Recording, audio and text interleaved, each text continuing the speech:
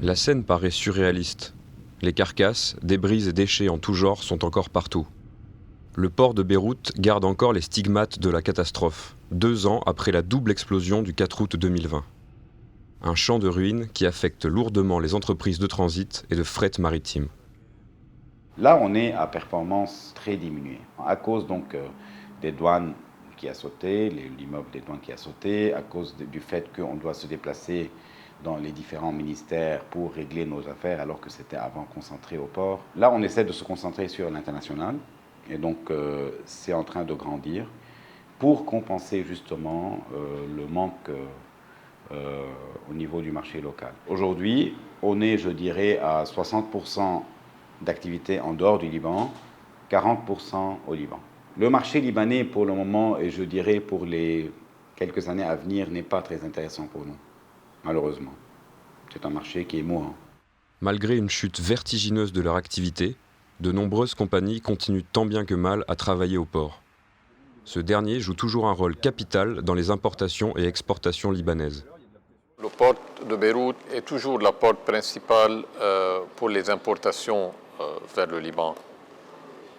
Ce qui a changé, ce sont les exportations. En 2015, par exemple, 53% des exportations libanaises étaient à travers le port de Beyrouth. Mais en 2020, la plupart des exportations ont eu lieu à travers l'aéroport. Mais en 2021, le port a repris son rôle en tant que porte principale des exportations libanaises. Sous-financés et en manque d'effectifs, les autorités du port peinent à réaliser leur travail de régulation. Selon cet expert, les activités de contrebande sont en hausse depuis le 4 août 2020.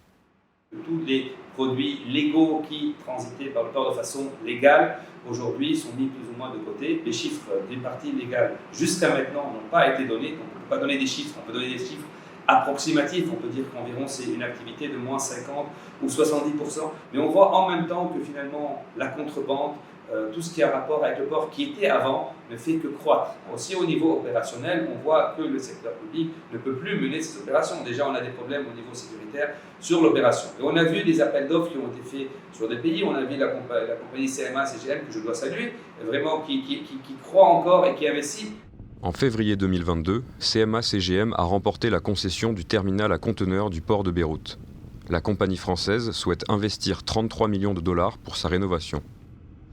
Reste le problème des silos, dont la partie nord s'est effondrée le 31 juillet, après plusieurs semaines d'incendies continus. Nous aurons peut-être à anticiper le prochain effondrement. Plusieurs options sont possibles.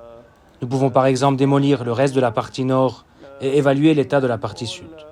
Ça nous permettra de savoir si nous pouvons conserver cette dernière après y avoir retiré le grain et les débris de l'explosion.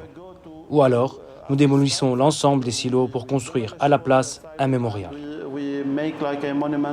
Un effondrement non contrôlé des silos pourrait provoquer une nouvelle baisse de l'activité du port, au moins temporairement, le temps que la toxicité de l'air baisse et que les débris soient rassemblés.